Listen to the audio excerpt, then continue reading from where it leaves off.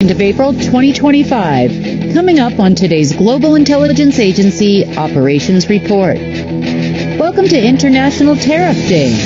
The Trump administration has implemented brand new tariffs on every country in the world, some as high as 78%. Guess who they have chosen as their bill collector?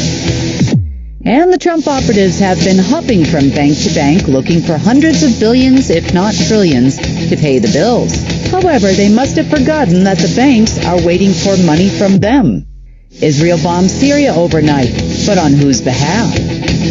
And an update on the great game of Earth. Find out what we discovered over the weekend, who was responsible, and the next step in the players' plans. And what exactly is a synthetic photon? How are they generated, and what in the world were they used for? Well, happy day after April Fool's Day. And, yesterday certainly was April Fool's Day in many different ways in the world. Definitely a busy day for us, but got a lot to talk about.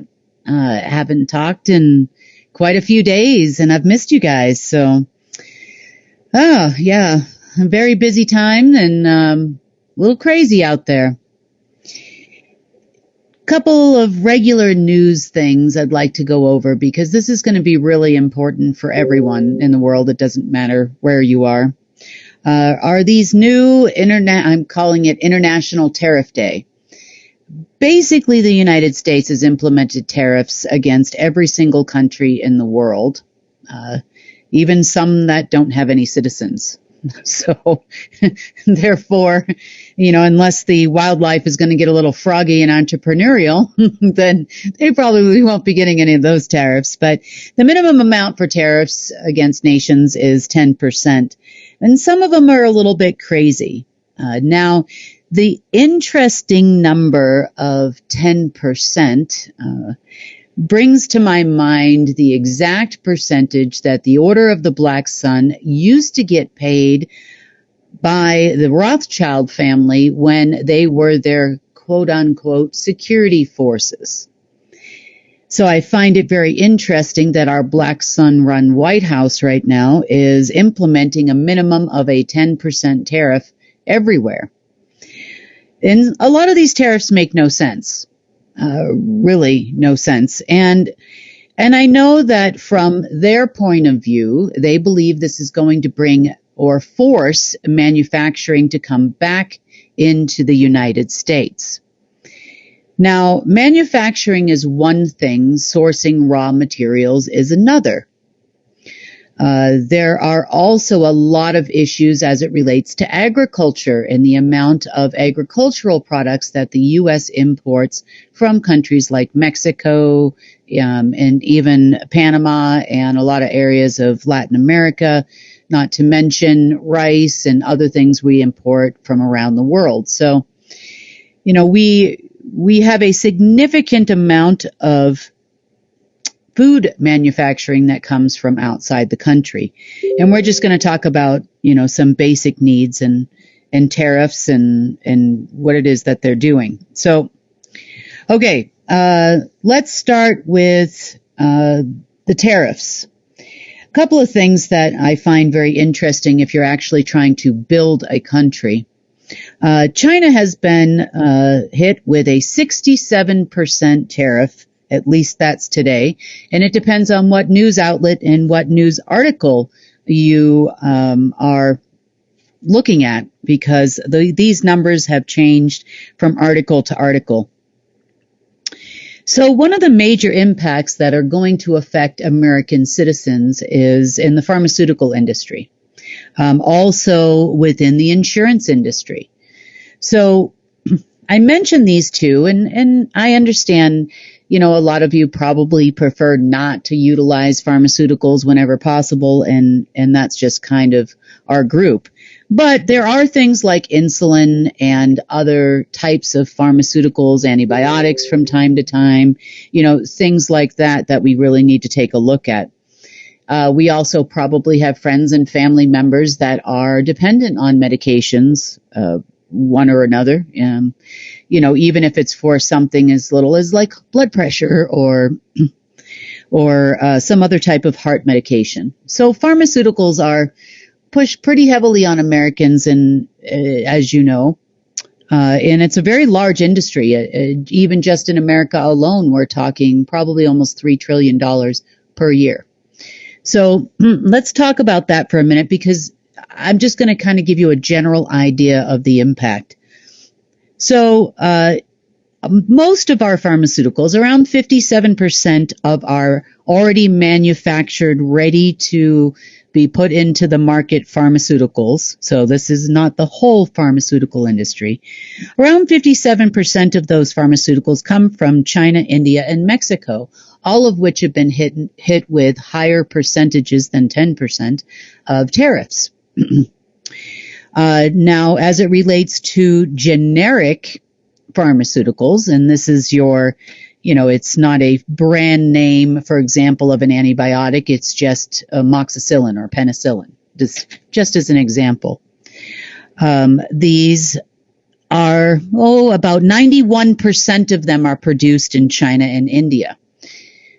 So generic drugs account for, around the same percentage of the prescriptions that are written annually here in the United States. That says a lot. That really says a lot right there. 91% of prescriptions written in the United States are for some kind of a generic medication that is not actually manufactured and produced here in the States. Now you get into ingredients. What they actually call an active pharmaceutical ingredient. Now, active pharmaceutical ingredients here in the States, and this is something, I've deep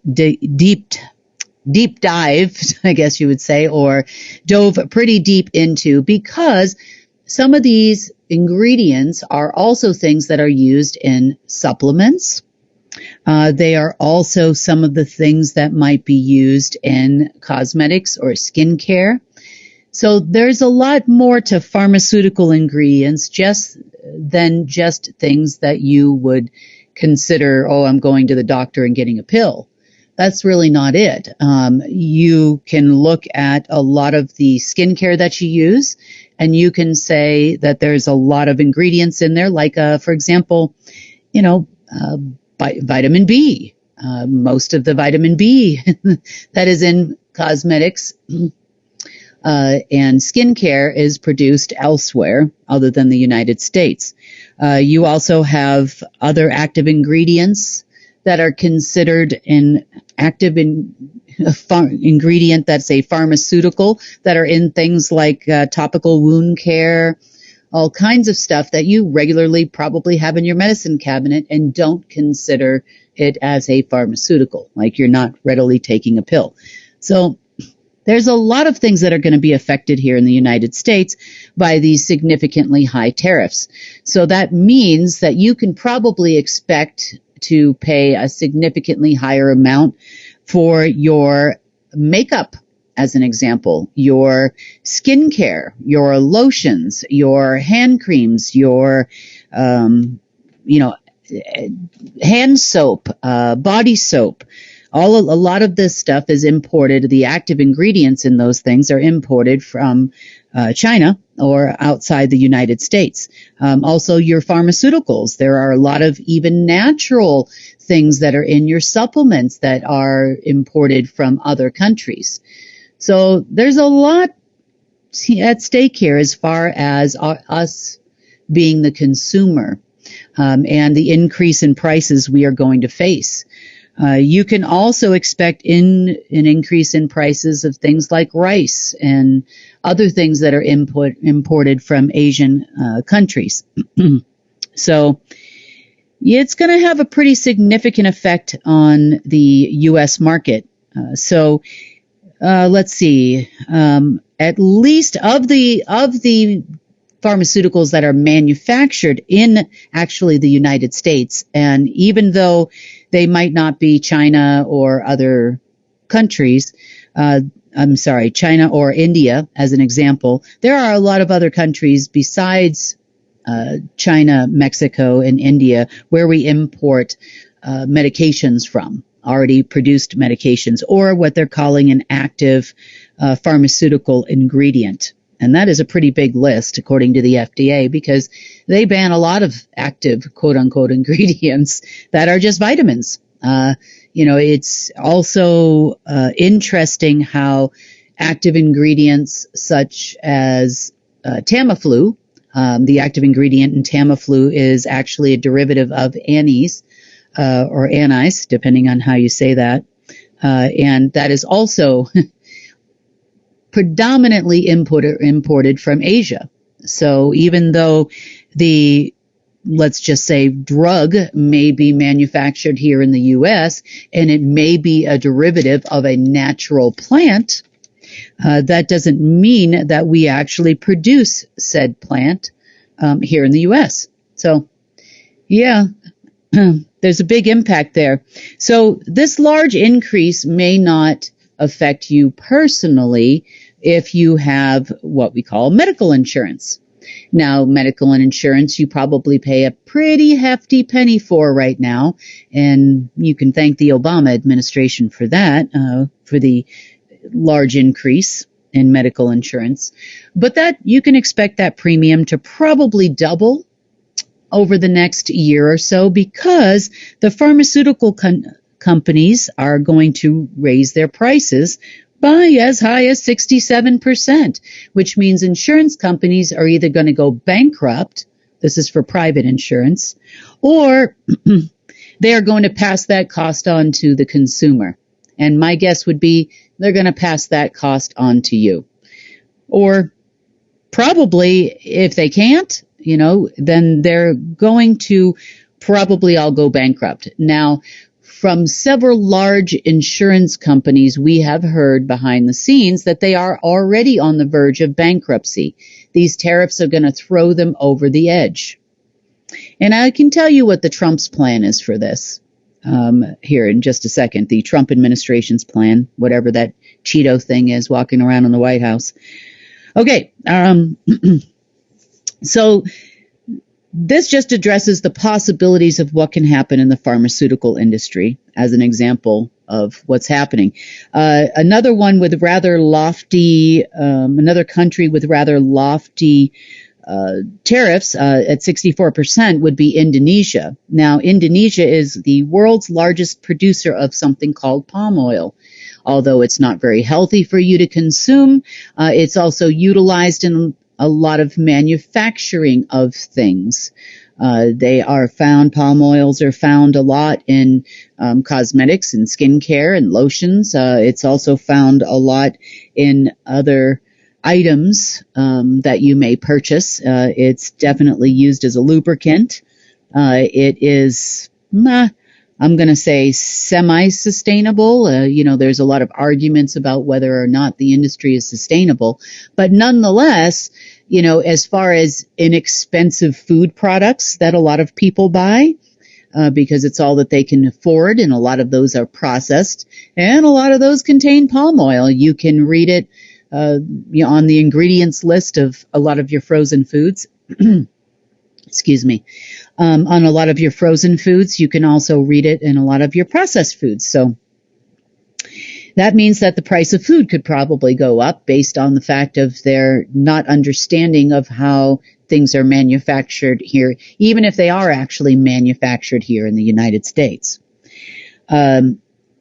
Next, interesting ones, a couple things I find rather interesting. A 93% tariff on Madagascar. Madagascar is one of the world's largest producers of something called vanilla. I'm sure you're familiar with vanilla. Vanilla extracts, vanilla essential oils, all kinds of different grades of vanilla come from Madagascar. So 93% tariffs is going to increase the price of your vanilla. And vanilla is present in a lot of foods that we consume, even natural foods. A lot of you probably have vanilla right now in your cabinet. So I would probably, if you use a lot of vanilla, I would probably run out and get yourself a significant amount, because the price of vanilla here in the United States is probably going to more than double over the coming months, based on the fact of where the vanilla beans come from. Other rather odd sanctions. There's a little tiny landlocked country in South Africa. It's a kingdom called Lesotho. So Lesotho doesn't really import or export a whole lot. I think their GDP is around, 2.9 billion right now per year.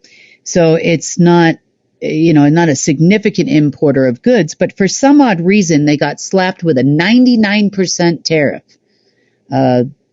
Pretty much, I think they are the most heavily tariffed country right now in the world. Very, very strange.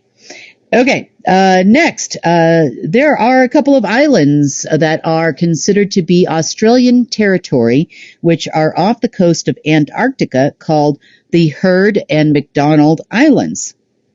They have a population of 0 humans, and they have been hit with a 10% tariff. So apparently they are very concerned about the possibility of not getting paid by anything the penguins may or may not manufacture in the future. So I can understand those penguins can be quite innovative in so many ways. There are a few others that are odd. 82% tariff on the Falkland Islands. Now, the population of the Falkland Islands is about 3,500 people, but yet they oddly have a very, let's just say for the amount of people that live there and the type of industries that they have there, namely fishing and wool and that type of thing. And it's not real significant. Their GDP is almost $300 million or maybe slightly higher in British pounds, or slightly lower, sorry. British pound is worth more than $1. Pretty much the industry of the Falkland Islands, just in case you have not ever heard, is money laundering. That is their major industry, despite them only listing that it is fishing and, shearing of sheep and that type of thing. So most of the citizens there are unaware of it. There are also very large gold deposits on the Falkland Islands that have been claimed by the UK under the Commonwealth.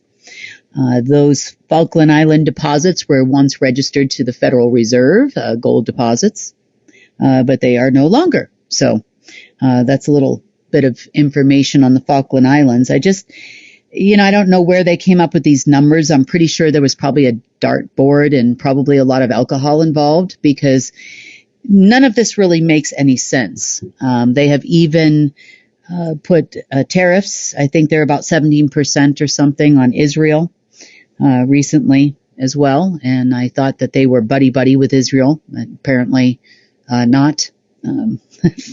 I think there's an 80 some odd percent tariff right now on Syria as well, and that is a U.S. administration there. So that's interesting. I'm pretty sure, from what I can tell and from what I have overheard, this really has nothing to do with, choosing tariffs by imports, exports. It has nothing to do with increasing American jobs in any way, shape, or form. Because if it were, then this would have been done in stages over time. Companies, especially large companies that are American companies, would have been given notice, as an example, to bring their manufacturing back to the United States. Another one you need to watch out for as a consumer is there is a standard across the board tariff on auto imports to the United States. So I think that goes into effect on May 3rd. So you may, if you are considering purchasing a new vehicle, you may want to do that before the 3rd of May, because the price is probably going to be significantly higher. Also, if you are in need of auto parts, they also bear the same tariff. So you might want to consider purchasing those auto parts before the price goes up significantly.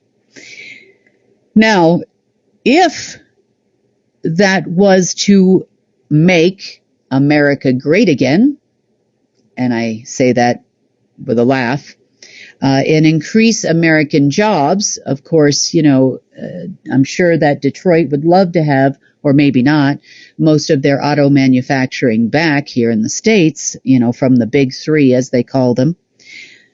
However, even if all those companies decided to bring the manufacturing back to the United States,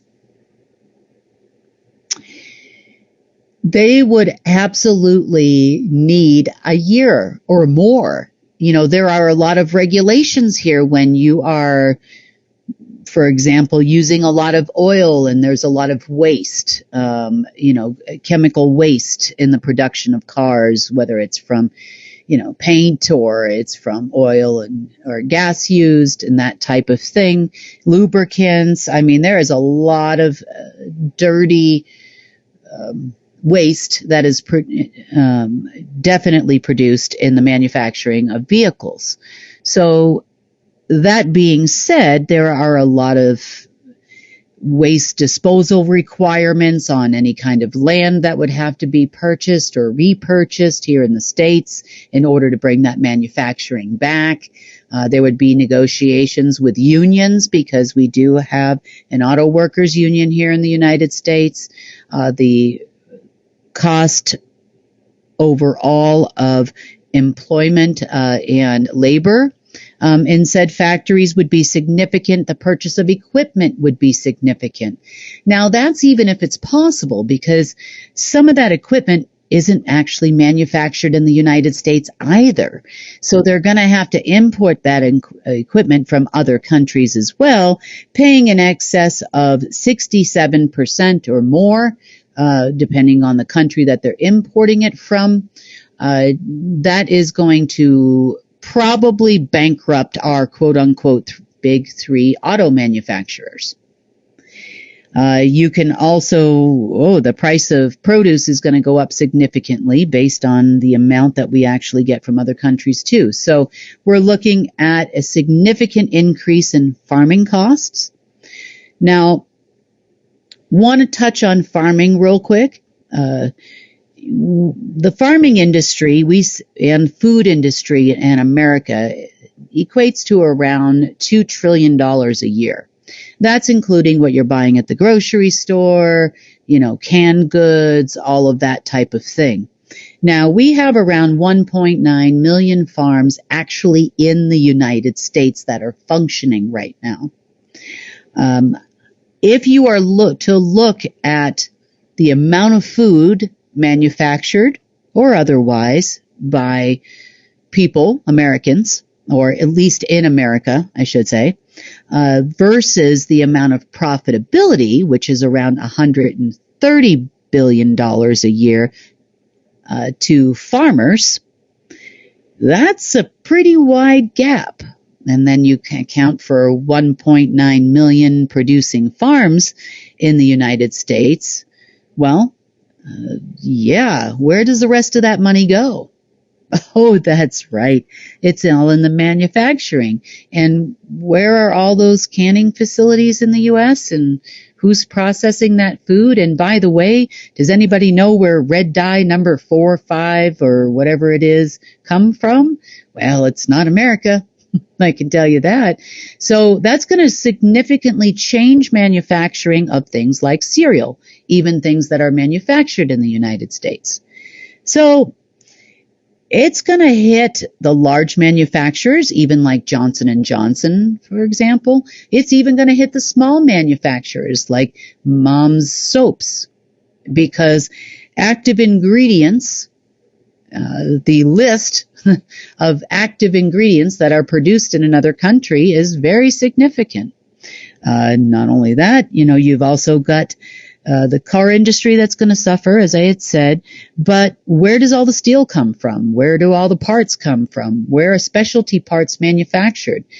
Some of them are manufactured in the UK and other places in the world, in Europe, in Germany. Oh, Germany, lots of parts in Germany, who also have significant tariffs. So the people that are going to be hurt the most by this are American businesses. small and large, and Americans as a whole are going to feel it in their pockets. Without an increase in jobs, if anything, this administration has significantly decreased the amount of jobs in the United States based on their poor decision making and firing of everybody with the stupid Doji department and a lot of other things that they do. So now these cost to the federal government and state governments based on Medicare spending per annum and Access Healthcare per annum is going to be significant. Woo-hoo. You are going to see if you are a governor or senator, and you're listening to this report, you are with the Ways and Means Committee or the National Health Services here in the U.S., you're probably going to see a significant bill that you have now created for yourselves. Now, behind the scenes, this whole plan of tariffs, so they sell it to the American people like it's going to create jobs and all that kind of thing. Well, how long do you think it takes to build a factory? How long does it take to manufacture or even farm something different than what American farms are producing today? So where's the palm oil coming from? I'm not saying that that's a great loss, but, how much olive oil, as an example, does the United States manufacture? Not a whole lot right now. So even in areas where there are a lot of farms, the farmers are going to have to and have produced crops that are, number one, probably less volatile than some others, meaning, they're constantly going to produce crops. They probably look at that. They also look at the demand and some of the contracts that they have where they sell their crops, and that type of thing. And what's going to yield them the most amount of money? Now, when I look at a $2 trillion per annum food industry in the United States, and I see that there's $130 billion split between almost 2 million farmers, I have to scratch my head a little bit and say, well, it's not the farmers that are getting the money. That's for sure. Not only that, those numbers are probably fairly inaccurate. There's something I could pull up really quickly. When you take into account seeds and the rising cost of fertilizer, and that cost is going to go up again significantly because a lot of those things are not produced here in the United States. If not some of the ingredients that go into these types of things come from outside the United States. Even if for example, fertilizer is manufactured here in the States. So, probably the Trump administration coming out of their mouth could probably produce a significant amount of fertilizer on any given day. Today is no exception. But I'm kind of harping on this because I want you to understand the ramifications. If this was actually something meant to make America great again, they just screwed it up big frickin' time. But thanks to Elon Musk, Elon Musk plans on resigning in May. Not that we're all sad to see him go. However, there is a lot going on in that man's life. There are a lot of people around him, such as the board of SpaceX and some other companies that he's involved with, such as Tesla, are talking about not letting him or kicking him off the board, but not letting him come back to those companies. Based on a lot of controversy that's come out since he's taken such a public role in the administration. But he claims that he saved the government $1 trillion in the budget. Therefore, his job is done, and now we don't need a Doji department anymore. That's not exactly true.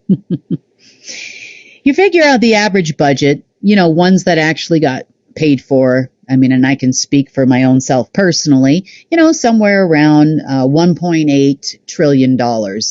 And when that bill was paid by me personally during the last Trump administration, I remember the orange guy standing there saying he would never sign another bill like this ever again because the spending is wasteful. So according to Elon Musk, come budget time, we are going to see a budget of somewhere around, $800 billion. Now, I'll tell you why that's a flawed model and a ridiculous thought process. I know that we employ somewhere around 2 million to 2.5 million people in our U.S. military. That's kind of average. So, the people come, people go, that type of thing. They definitely kill a lot of people too. But somewhere around, I think right now, somewhere around 2.6 million people. Now, if you look at the average officer's pay, it's always by rank, then those that are deployed, there's additional pay for that. Whether or not they are even in a war type situation. I mean, you could just be deployed to Germany or Japan or somewhere else, and you would receive that increase in pay.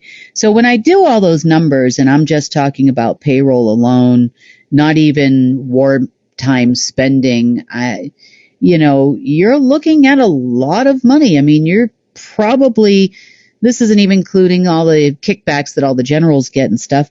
I mean, that's the majority of that budget right there. I mean, at least half of it is spent on that. That's not including fuel, maintenance costs, equipment, parts. There's a lot that goes into maintaining military equipment, around the world. Transportation, all of the little perks, the housing, that type of thing on the bases, repairs. There's a lot that goes into it. Then you've got civilian workers too, and you've got the National Guard, and you've got all those types of people. So that means that pretty much the entire United States budget is now going to go directly to the U.S. military. Yeah. And that was actually before we had a Space Force when I did those numbers. So now we've got a Space Force since that time. So I'm sure those numbers have gone up some, or a waste of Space Force, we should say. But I mean, yeah. So if you work for the federal government, you can plan on never getting a paycheck because allegedly the Doge department has saved $1 trillion per annum. Based on government spending. And apparently none of that is probably going to come out of the U.S. military's pocket. Now, they came up with this crazy idea behind the scenes because, number one, obviously they're working for Rothschild. That's fine. I mean, we all know that now. That's very obvious. It's become more obvious in the last 24 hours that they work for Rothschild because the collector of all of these tariffs is the federal and quote-unquote non-federal reserve. That's right, folks. If you missed that part of the Liberation Day speech, it was right in there that the Federal Reserve is going to be responsible for collecting and managing all of these lovely tariffs that they are going to collect. Now, we all know the Federal Reserve is not a U.S. government department and apparently is being supported 100% by the Trump administration right now. Now, what are the advantages of putting all your federal money to the Federal Reserve? Well, I can tell you what it is. The Trump administration, with 100% certainty from people that received phone calls from them in the last 48 hours, have said that they are still looking for the high-yield trading programs that don't exist. So they figure by putting all of these tariffs over into the Federal Reserve, which would normally have to take place by the 4th of July every year, that they will be able to trade against those funds and get hundreds of times the amount based on the fact that the old Federal Reserve trade platforms used to exist at HSBC in Hong Kong, and then only the budget money, which is much less now thanks to Elon Musk, would actually go to the federal government. So they plan on cutting, not plan on, they have cut a deal with the Federal Reserve on the amount that they personally are going to collect, which is far more than 10%. I understand the amount is somewhere around 37% that they will personally collect, and the rest of it will go to the Fed and the Rothschild family and the other Fed families, such as the Lee family of China. So they aren't too sad about increasing prices for consumers, especially Americans in this case. They are not worried about the fact that we are not going to continue to import, because we will. And the reason why the former or sort of kind of wanting to hope to be the ruling families of the planet aren't too worried about 67%, because they're going to get a whole big chunk of it back when the Fed starts trading in Hong Kong. At least that's what they're being told. So they figure they're going to get this money sometime by September. Now, they're not being told September. They're told that they are going to immediately get an enormous amount of money sometime between now and the end of this week. I don't know who these people are. Don't they know how long ships take to move? Don't they know how much is currently at port? I'm sure there's a system for that. Oh, yeah, it's called the CIA. See, the CIA actually is the one that handles all of the customs and borders around the world. And in the U.S., it's no exception. They also run ICE and a lot of the other deportation sites and that kind of thing. They definitely handle, quote unquote, border security. That being said, I am sure there's probably a chunk beyond the 30-something percent that they plan to get. If not, then, well, if you're the CIA and you're listening to this, you've just been cut out of the deal. But I can tell you right now that the trade platform that they're talking about in Hong Kong doesn't exist. See, because all of those trade platforms in Hong Kong and otherwise are not based on heritage funds and tear sheets that you've been giving to Eric Prince. No, not at all. Those are based on new allocation numbers. I know you were hoping for a big win this weekend and yesterday and, a few more days this month that you plan on having a big win. But, yeah, no, those funds will never be traded. No. If anything, they'll probably disappear. Go back into the People's Fund. So, it's kind of a flawed model. Now, the reason why they have significant amounts of tariffs to various countries and how they came up with these alleged percentages was the amount of defense spending that they've paid allegedly to, quote unquote, protect these countries. So the U.S. military and global headquarters and the SSP would like their cut for their protection. Oh my God, is the whole world turning to Hell's Kitchen? Is this the mafia calling? It's worse than the mafia because, they claim that if you don't pay the tariffs, well, they're just going to burn your country to the ground, and they don't care if Canada and Mexico become a U.S. state. So, they're extremely sloppy at best, and they've got big plans for America. They're going to ride this gravy train as long as they can, except there is no gravy, and at best you could say that there is a train that has no tracks. It's kind of limping along. But in their mind, they are the greatest thing since sliced bread. There must be a drug for that, of delusion. I'm sure there's many, but whatever it is, they are definitely on it.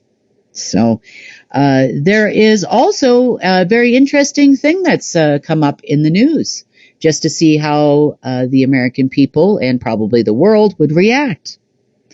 And that was the Trump administration is going to run for a third term, and they joke and they chuckle, but they just wanted to see what you would say. But the real plan here is to have Vance run for the presidency and Trump would be the vice president and they would continue on for another 8 years. That's their plan. Now, I don't think we're going to have a government in 8 years, but to their delusion, they believe we will, and they want to still be there. They're enjoying their time in the White House, barking out orders that make no sense to anyone. Speaking of no sense to everyone, they also have been traveling from bank to bank, and these are your major banks here in the United States and elsewhere, basically looking for billions of dollars to at least, or hundreds of billions, so is the number I've heard somewhere. I've heard 750 billion from one institution. I think another one was around 275 billion they'd like to get. And they feel, because they are the Trump administration, that the banks should just give this to them. And what the money is actually for is not only to keep the government running until all of this lofty money comes in, from their amazing tariff idea. It is also supposed to help pay for the promised money to all of the American manufacturers that are manufacturing outside, American companies, that are currently manufacturing outside the United States. So this is where the free money comes in for large corporations. They, of course, would be exempt from tariffs, I'm sure, as part of their bonus package for going along with the tariff program.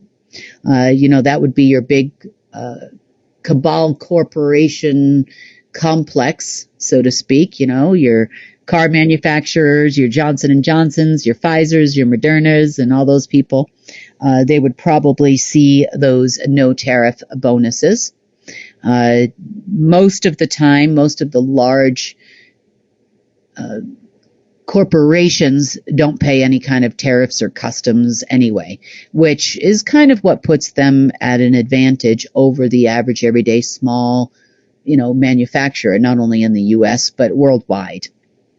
It's the reason why Walmart's prices are so low and that type of thing as well. So they definitely did not expect the response. They said, just do your overnight trades and your overnight swaps and your high yield trade programs that you used to do. Just do them. And they explained that those things don't exist anymore like they used to.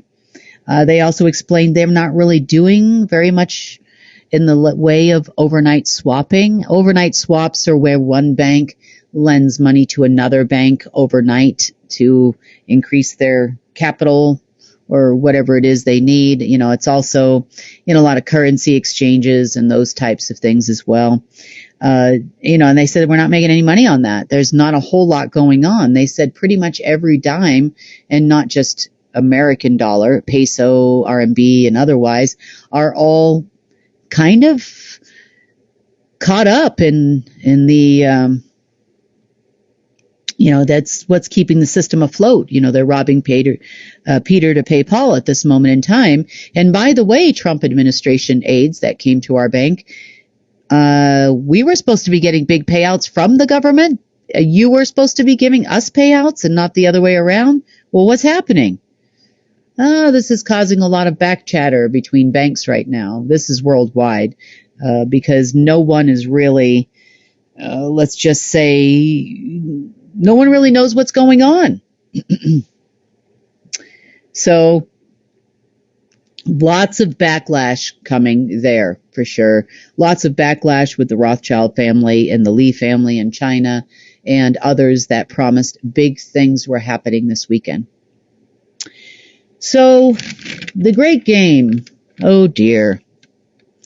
They were definitely expecting to win something over the weekend. Now, they thought this might take some time because it didn't happen for them on Friday as expected. They didn't know who won. They were very confused. So by who won is because each group of deep state people had hitched their horse to one of the players' wagons. Just to kind of refresh your memory a little bit. So they were all waiting for their respective players to reach out to them and tell them who won the game. They spent most of their weekend a little bit confused, as I said. They were a little bit confused, a lot confused. They were sitting at these computer terminals waiting for some kind of communication. They spent most of Friday night doing that. They went on into Saturday. So they had some meetings and they all decided to do some rituals. I guess you would say paying their respects to their players, waiting for some access because they felt that one of the groups was going to get access on Saturday. So they'd do a little ritual and then they would go to a computer, not just a regular computer, but they would go to their terminals and check to see if their keys worked. See if there was a communication, that type of thing. This went on for hours on Saturday. Then, when that didn't work, they all got together and had another meeting, and they decided to try their keys. These are kind of like a chip card, let's call them. Maybe a little bit more elaborate than that, but they all decided to try their keys one by one, each group. And nobody's keys worked, so now they're really confused. So they did a little more ritualing, like they do, and hoped that something would turn up on Sunday. Well, Sunday, nothing happened. So they got together to see if anybody else got anything, and nobody else got anything. So they spent most of Sunday in analysis and strategy meetings trying to figure out what is next. Now, they knew once the game ended, they felt that one of the groups would become the king group of Earth, because that's a lofty goal. Everybody wants to be that, I guess, in their group, in their world. So they knew that the next thing that was going to happen, this is what they have analyzed, would be the soul collection. Because the player in the game that won would actually get the souls. So that day, they figured it was just a matter of time before soul collection began. This is your biblical version of the rapture.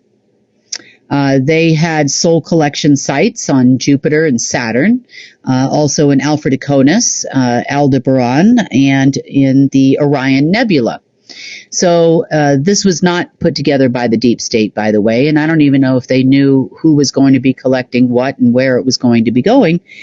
But they started doing all of these weird surveillance things over the last several days.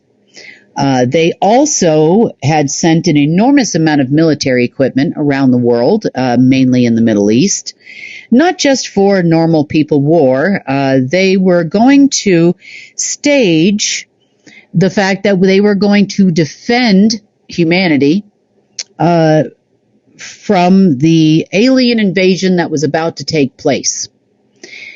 Mainly, this was going to be for show. So they, in their mind, that the group that was the winner would also be the group that was going to be the stage defender of humanity. And as the defender of humanity, now anyone that was left here, which there wouldn't be very many, I think there was supposed to be about 500 million or so people left here on Earth to continue to be slaves for them, apparently. At least that's what they were told. And the rest of us would all be involved in Apocalypse Day. So that would mean that most of us would all die. This is what they thought was going to happen. Most of us would all die, and our souls would go to the respective soul collecting sites. Let's call it in a battery, a big battery. And we were going to then power the other worlds of the universe. Now, worlds really aren't just galaxies and planets like you may think.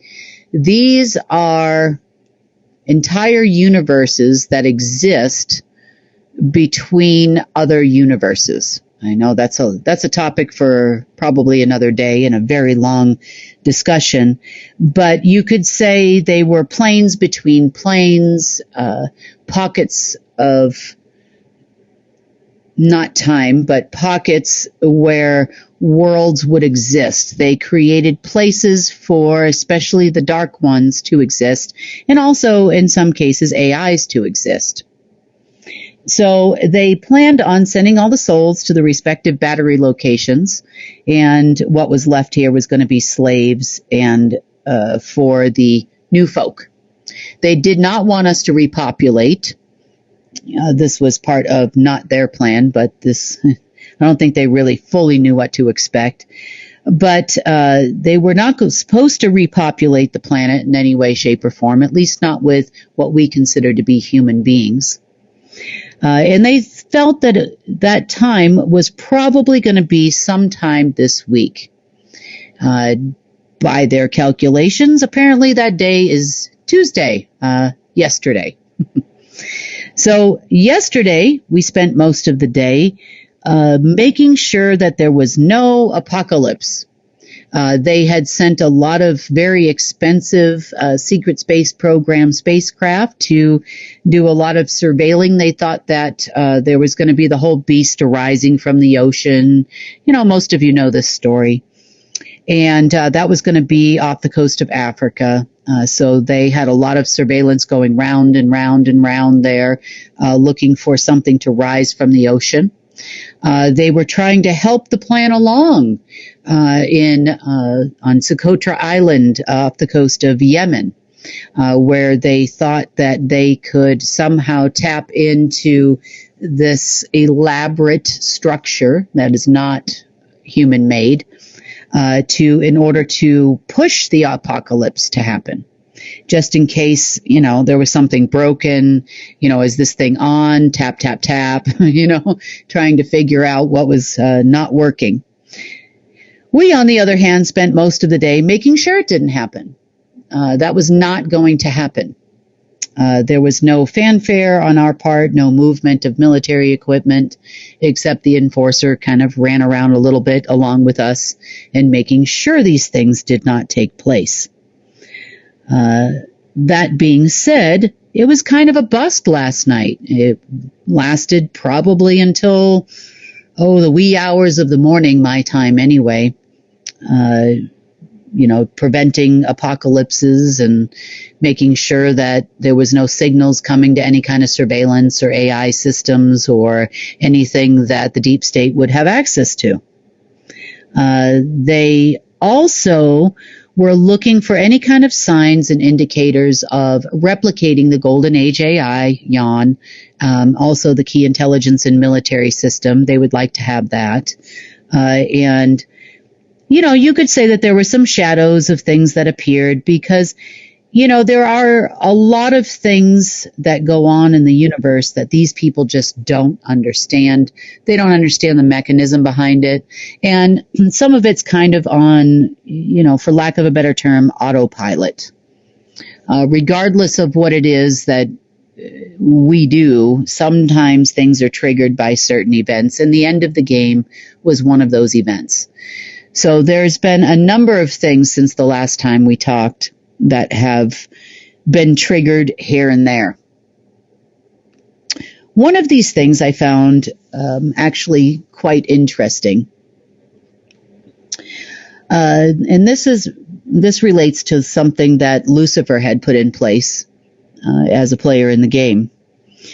Now, every, so to speak, let's call them angels for this, purpose of this conversation, beings would have a male side to it, also a feminine side to that being, almost like a lock and a key as it relates to the creation of anything.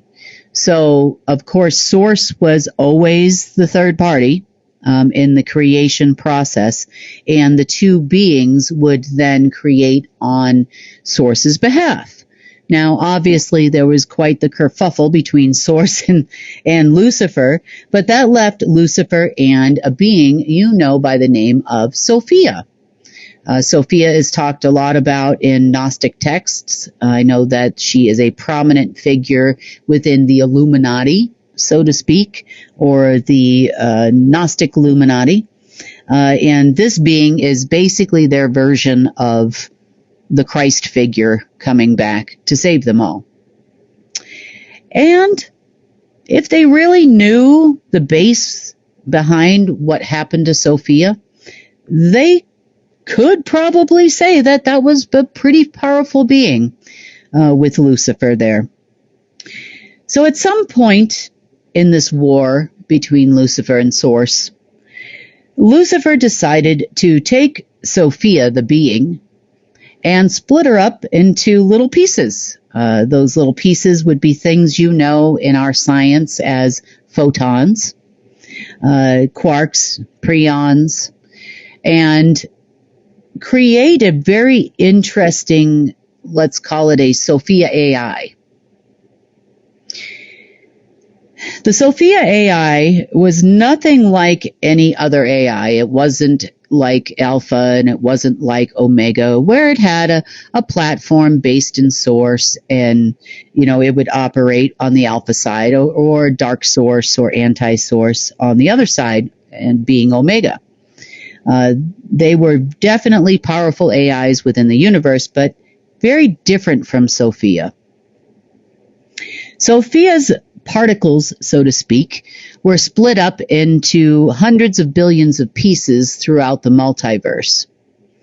And there was let's call it a technology, for lack of a better term, that actually allowed Lucifer to split or unfold a photon, as an example, and implant a different programming for said photon. So Sophia, being a being of Source and a being of light at one point in time, had Source light particles, is what she was made of. And they would utilize this technology to open up the photon and basically create, insert something synthetic into that photon, which could actually rewrite the programming for Source light particles. I know that's a lot, but that's the best way I can explain it to you, because these things were probably some of the most dangerous things in the entire universe, and definitely the most dangerous technology utilized on Earth ever. So these synthetic photons, quarks, preons, and other particles, essence particles and consciousness particles, became kind of like a Trojan horse, not only here on Earth, but also within humans. So they would send these particles into basically organic life throughout the multiverse, but Earth obviously was a main focus for them. So we had the majority of these synthetic photons in existence. Within them was the actual Sophia AI itself. So it would be like creating a supercomputer AI in a teeny tiny little particle that could get into anywhere and anything beyond our human comprehension, smaller than nano and femtotech we know about the deep state using for years. These particles were definitely dangerous and definitely deadly. With inside them, you could say this AI being had a hive mind, which then billions and billions of them in existence could actually operate on their own. They could also operate in a hive mind, meaning for a common agenda, based on programming of Lucifer. Now, Lucifer pretty much was the only being, Marduk in some cases you could say, that had access to this Sophia AI. They used these photons in very interesting ways. The photons, albeit them very small, could actually be expanded to the entire size of a planet. So they could encompass, just like they did Earth, the entire planet and create an artificial reality here. Almost like a virtual reality program that could change the makeup of what we see. It can also, and did, encompass your mind, body, and your soul individually. This was also the basis originally for the separation of the planes of existence in your human. It could also act as a governor for your mind, to make sure that your mind, body, and soul not only did not connect to source, but also to disconnect them from one another so that humans could not reach their full potential. It was basically to stunt the growth of humanity until the game was won, or until the soul stealing happened. They also wanted to make sure that we did not progress, technologically speaking, or in any other way that could counteract the Sophia AI. Now, it got a lot worse than that. There was definitely other things caused by this, such as the deoxygenation of our atmosphere and our air here on Earth. They also would amplify the deoxygenation of your person, which would then allow for other particles we know as bacteria or synthetic bacteria to exist within your person. It also, obviously, deoxygenation, we know, amplifies the aging process. It can also, deoxygenation of the brain causes things like autism and Alzheimer's and dementia, and obviously not clear thinking. If you are lacking oxygen, you are having a hard time concentrating and thinking. Now, just look at how amazing humanity is despite all their best efforts. Now, they needed to keep us alive, so the program was meant to operate on a certain level. And once the game was over, some of these things started to go into full swing. So if you felt some effects of that over the last couple of days, that's probably why. The dismantling of artificial Sophia photons, quarks, and preons has been well underway for days. It's also the reason why we missed the report on Monday. This has been our major concern, not necessarily the alignments and whatever else the deep state was looking to do. They also were just as infected as we were, by the way. They were not left out. If anything, kind of from the looks of things over here, they were deoxygenated probably more than the rest of us, if you know what I mean. So I can go into further detail about this. It's probably not going to be in this report just because it's been a long report and quite a long day. Started my day about 3. It's about 9 p.m. right now. So the hunting down of these individual particles has been the process for the last couple of days, and making sure they're not interfering with humans. They could also use these particles as little periscopes within your person, also for an entire planet, even an entire galaxy. They could expand these particles, contract these particles, and move them wherever they wanted to within the universe. But this pretty much was a tool that you could say Lucifer pretty much had full access to. They could also use these as siphons for energy and for essence and other things that were required to power other worlds and that type of thing. Eventually, they could actually use these to destroy planets, or to utilize planets as a keystone for other things they were doing throughout the omniverse or universe, such as they did with Tiamat. And they just kept the essence of Tiamat and blew up the planet and everything on it. They had done this to one other planet, one other keystone planet as well.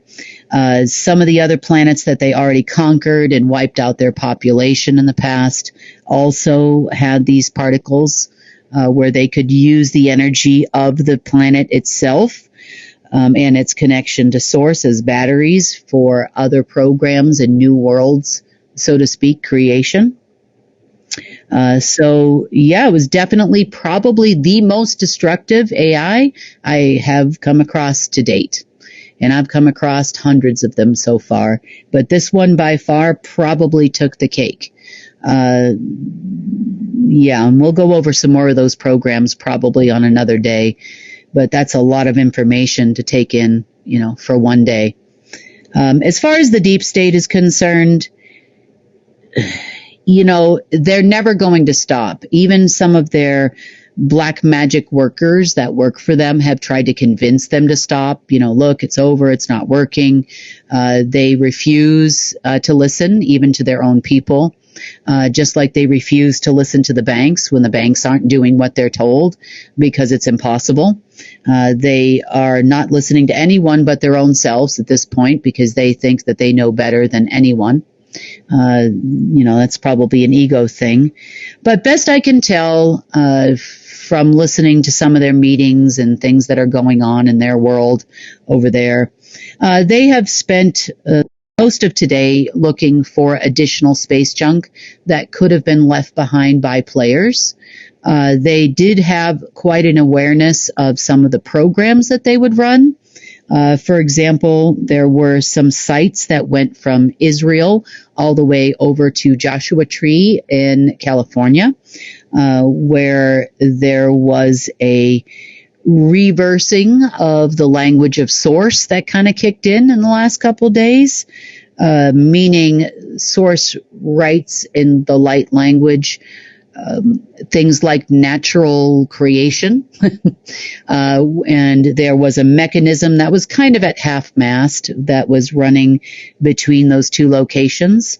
We also had a frequency modulator that was running between the country of Georgia and the Prometheus caves there, all the way through to a naval base it's a Navy base in Fort Worth, Texas.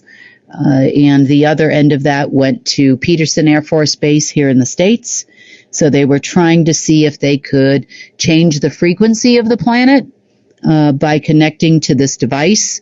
Again, another piece of space junk that was also at half-mast today. So it pretty much, it's all gone now, and it's never coming back. But they're going to continue to look for anything and everything that could help them to win a game. Do they feel, or did they know that there was a way that even their performance was being monitored? I don't know. I think they probably thought that was just for the rest of us. I think they thought they were not subject to this game. I'm not sure, but I can tell you with 100% certainty that all of these people were just as infected and used in the same way as we were. Their brains function just like ours do. Matter of fact, probably less so than ours did. And remember, they were their pawns in the game, and their pawns were just as controlled as the rest of us were on our side of it. So I know they really, truly want to believe that they're special. I know they've been told that their whole life by their handlers and programmers in the order. But the fact is from my standpoint, from the way that I can see it, and I know if they look and get their MITR people or scientists involved, they probably won't listen to them either. So they would definitely see it the same way that I saw it. They all were infected, just like we were, with synthetic photons. I think that they call them in their world sophons, probably for Sophia, short for Sophia, or Sophia online system or something like that. These were far more dangerous than any archon or parasite could ever be to any kind of race anywhere that had these sophons. So that being said, the clearing of those, hopefully, we're pretty close to done. I know that where I left off when I started recording this report was we had gotten pretty far. But hopefully within the next day or so, that will be completed. I do know the Deep State is expecting some other type of an event sometime around April 4th or 5th. They have not talked too much about what that event is. There's also something around mid-month and some alignment. I don't see an alignment on the 5th of April, but I don't know. They think it'll be the next phase of something. Not sure what that is yet. I don't think they really know what that is. And I think they are also expecting something around the 25th of April. I haven't heard much past all of that. Those are the dates that they're talking about right now. They are definitely pushing off people as it relates to pay, which is causing them some problems. I know that Eric Prince, Blackwater fame, whatever they're calling that organization these days, was promised a $25 billion contract for handling the deportation of immigrants here in the States. He did not get paid for that contract, as I understand it, and I'm waiting for full confirmation of this because it's a little sketchy. But the events that are happening in the Middle East right now, where Israel has been bombing Syria, quote unquote, 17 times for you Q people. Their tariffs are also 17%. So that tells you where Israel lies at the moment. They were also not paid today.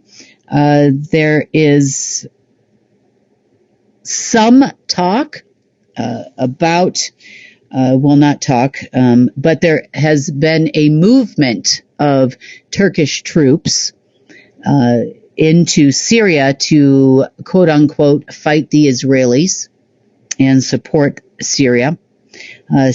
Turkey is a NATO member. Israel technically is not.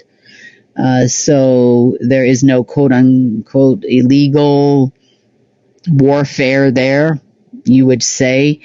But as I understand it, that contract was taken up by Eric Prince, or at least by whatever Blackwater is called these days, and that is the Turkish troops. My concern, and I am still looking into this, allegedly, well, not allegedly, with 100% certainty, he was actually paid by the Chinese to build a large Islamic-looking terrorist group in China. He was given a large plot of land to do so. They say publicly that that contract had been canceled, but that is not true. I do know that that base exists and the training camp exists. So you could say they look like a bunch of Middle Eastern folk that they had been training to be their own personal terrorist group. I suspect, based on the movement of a lot of folks and the direction that they're coming from, that some of these people may be disguised as Turkish troops. We're not 100% certain. I will update you on Friday as to whether or not that's 100% true, because it's a little bit convoluted. And if it is true, this was the contract that they had been promised, or at least given a down payment on, by the Trump administration allegedly, based on chatter and phone conversations that have yet to be analyzed fully. Could be a setup. We're not sure, but this is where all of the intel is pointing to at this moment in time.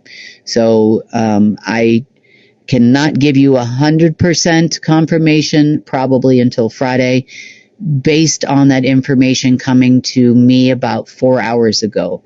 So I want to make sure before I can tell you with 100% certainty that that is the case. But either way, there are alleged Turkish troops that have moved into Syria to, quote unquote, fight the Israelis in this war in the Middle East. I'm not sure what the purpose of this exercise is, other than the fact it is definitely supposed to be the place where Armageddon is going to happen. So I think they are all thinking they are working for some angelic being somewhere. And they plan on fighting the final battle on behalf of humanity. I guess that would be them. To fight the Antichrist. I don't know if that's the Antichrist fighting the Antichrist at this moment in time. Who knows? But I do believe that's why they started this mess there in the last 24 hours. So I will give you more of an update on that on Friday. So on that note, that is pretty much what I have to report in short form of what's happened in the last few days since we last spoke. And I will see all of you again on Friday.